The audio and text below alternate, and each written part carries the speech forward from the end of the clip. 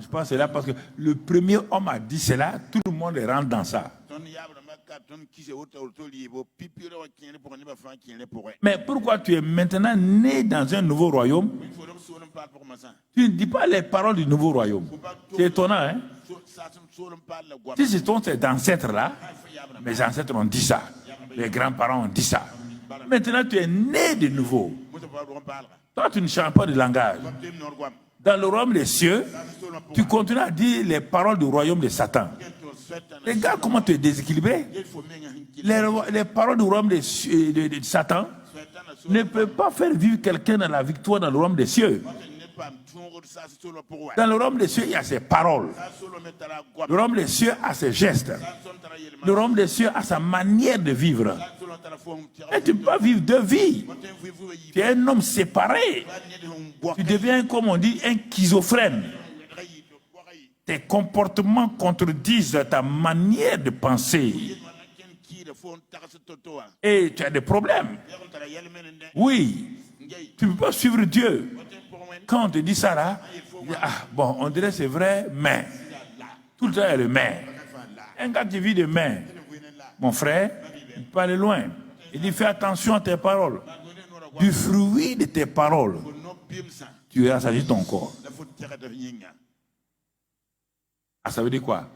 Toi, tout le temps, tu es en train de parler maladie. Ton corps reçoit la maladie. Oh, eh ben oui. Puisque la foi vient de ce qu'on entend. Ton corps obéit à ce que ta bouche dit. Ah ouais, mais tous mes frères sont morts de ceci. Donc, vaut mieux aller creuser ta tombe fermée, posée. Tu ne peux pas échapper, tu vas mourir comme ça. Aucune prière ne va te faire échapper. C'est par ta bouche que tu creuses ta tombe. Même le monde connaît ça.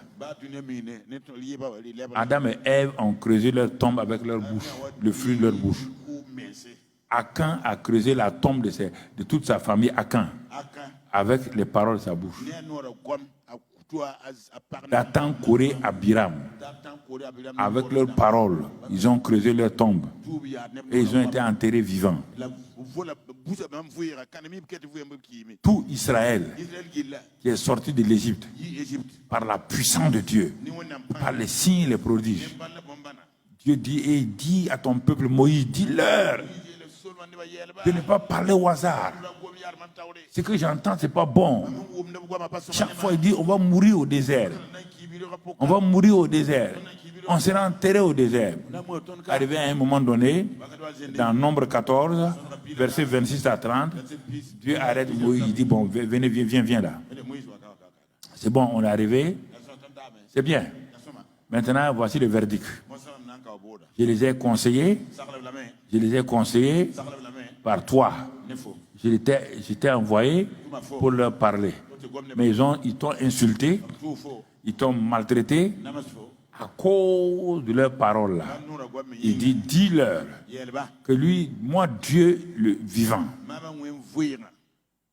j'ai entendu vos murmures. Je n'ai pas entendu la louange, hein? Je n'ai pas entendu l'action de grâce. Vous avez été enseigné à rendre grâce à Dieu. Vous avez été enseigné à louer Dieu. Vous avez été enseigné à prier.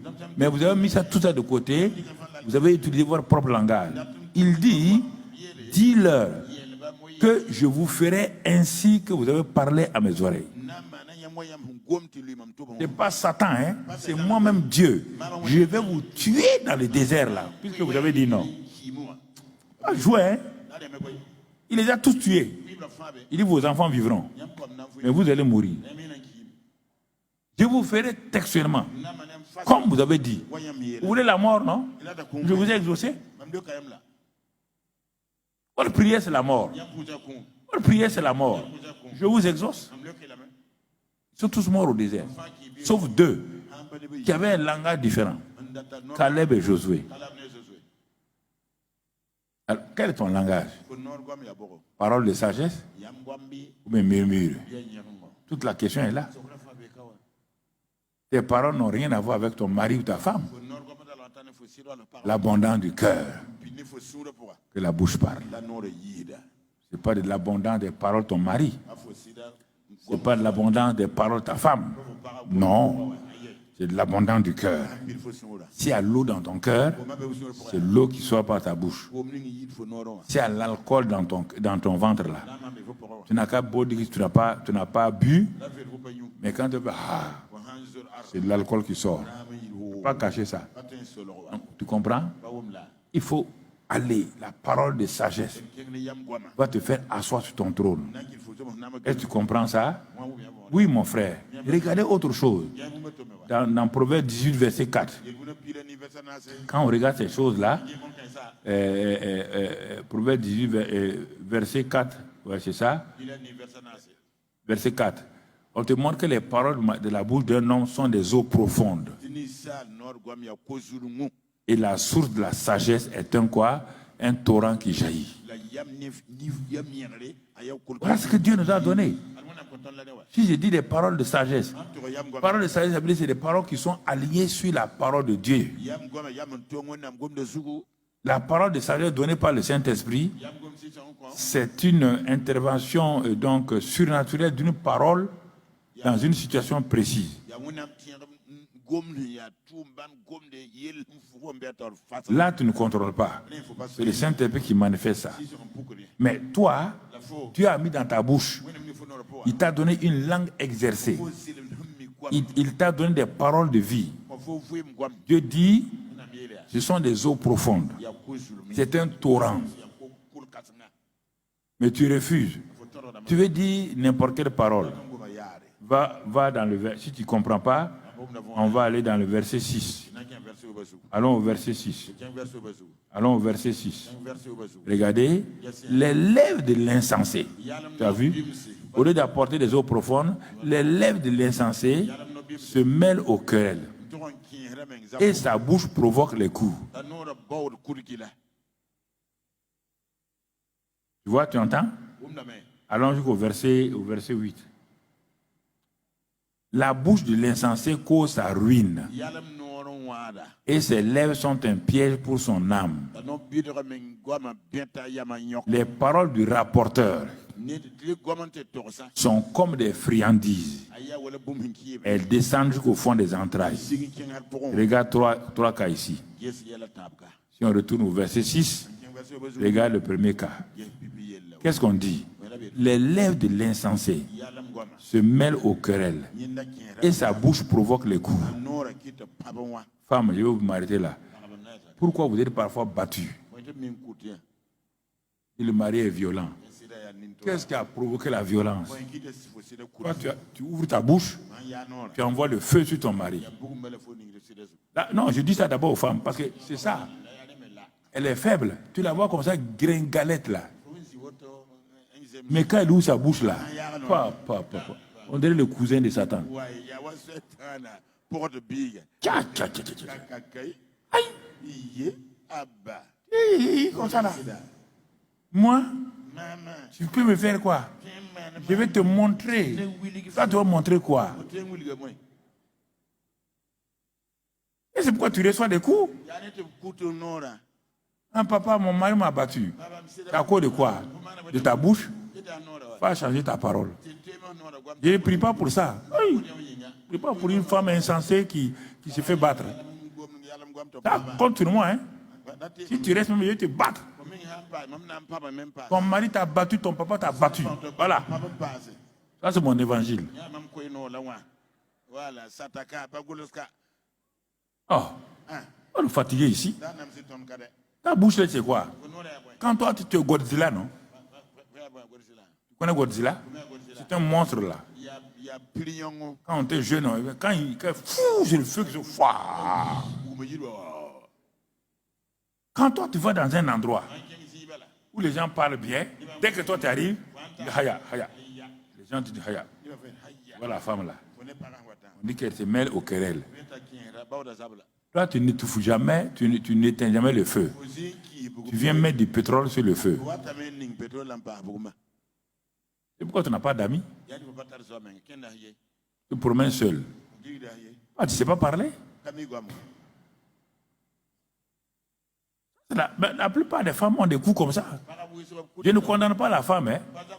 La femme est faite pour parler de bonnes choses, de bonnes paroles. Hein? Avec une peau douce et bien comme ça, là, sortent des paroles dures. On dit de l'eau, de ce robinet-là, doit sortir l'eau douce. Paroles négatives. Paroles négatives. Paroles. Mais c'est quoi? Quel est ton problème? Ah non, non, non. J'ai dit la vérité. Toi, tu ne dis pas la vérité. La vérité a franchi. Toi, ta vérité insulte les gens. Tu ne dis pas la vérité. C'est quelle vérité tu dis? Tu es en train de proclamer ta méchanceté. Donc, tu vois, tu es assis là, tu m'écoutes, tu sais que je ne mens pas. Il faut changer. Tu ne peux pas changer quelqu'un avec des paroles négatives. Non. Aux paroles négatives, on ne te répondra pas des coups. Ce n'est pas moi qui ai dit, c'est Dieu qui a dit. Je ne peux pas changer, tu ne peux pas changer. Si tu veux arrêter de recevoir des coups, chante ton langage. Et c'est fini, mon frère. Et c'est fini. Il regarde bien encore. Proverbe 6, verset 1 à 6. Proverbe 6, verset 1 à 6. Regardons ce que Dieu dit. Mon fils, si tu as cautionné ton prochain, maintenant, ce sont ceux qui donnent leur parole rapidement là. Si tu as cautionné ton prochain et tu t'es engagé pour autrui, si tu es enlacé par tes paroles de ta bouche, si tu es pris par les paroles de ta bouche, fais donc ceci. C'est un conseil divin. Dégage-toi. Va voir la personne. Dégage-toi. Puisque tu es tombé au pouvoir de ton prochain. Tes paroles te font tomber au pouvoir de ton prochain. Je prends un seul exemple. Tu vas voir un frère ou une sœur. Mon frère, j'ai des problèmes. Je n'arrive pas à régler ceci, à faire cela. Frère, sœur, est-ce que tu peux me prêter au moins 15 000 francs? À la fin du mois, je te promets, je viendrai payer. Donc, tu as donné une parole à l'autre. Et c'est devenu une caution. Je crois que tu es honnête. Et il te donne l'argent. À la fin du mois, tu reçois l'argent. Mais Satan dit, comme c'est un frère de l'église là, tu peux repousser. Tu vas résoudre tes problèmes. Quand tu es une sœur de l'église là, tu vas repousser. Bon, tu as déjà dit qu'à la fin du mois, regarde ton comportement. Je vais te montrer quelque chose, tu le sais très bien. Il y en a parmi nous aussi, tu le sais très bien. Quand la fin du mois est passée et que tu n'as pas donné l'argent, est-ce que tu es libre? Tu commences à faire quoi? À éviter la personne qui t'a prêté de l'argent. Quand tu le vois ici, tu pars là. Tu as fait quoi? Tu es devenu son esclave. Tu es devenu son esclave. Quand tu le vois là, il parle avec quelqu'un, tu dis, c'est de moi qu'il parle. Non, non, ces gens-là, c'est de moi seulement. Tu es en train de faire quoi? À la fin, hein, au bout de quelques mois, tu n'as pas payé. Maintenant, la personne devient ton ennemi. C'est dans l'église. Plusieurs m'ont raconté leurs histoires. C'est pourquoi j'ai dit à certains même, j'ai prêté de l'argent. Après, je les ai cherchés, attrapé leurs mains. Laisse tomber l'argent là-haut. Salut-moi. Faut pas payer. Donne-moi, va. Nous sommes en enseignement. Hein. Ne crois pas que je vais arrêter maintenant. Ici, quand on rentre, on sait à quelle heure on rentre. À quelle heure on sort là, ça dépend de moi. Donc, vous même enlever ta montre dans ta poche. Ça ne m'intéresse pas ta montre.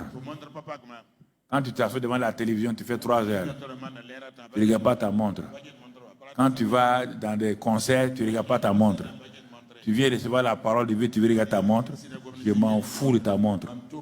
On n'a qu'à te plaquer hors. Je la déplaque maintenant. Et on y va. Allez, on continue. Assois-toi tranquille. Serre ta ceinture. Voilà. On va aller. Un message de 30 minutes, ça va changer qui? À l'école, là, le professeur fait cours de 30 minutes. Tu seras ingénieur avec des cours de 30 minutes. Tu fais 7 ans en médecine avant qu'on te reconnaisse comme interne.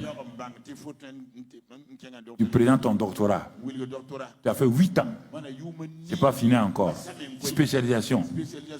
Pour être un vrai docteur. Alors, et dans le monde chrétien, vous voulez des docteurs en 3 mois. Qui va venir se faire opérer par toi? Qui est fou pour se faire opérer par toi? Sois tranquille. Assois-toi.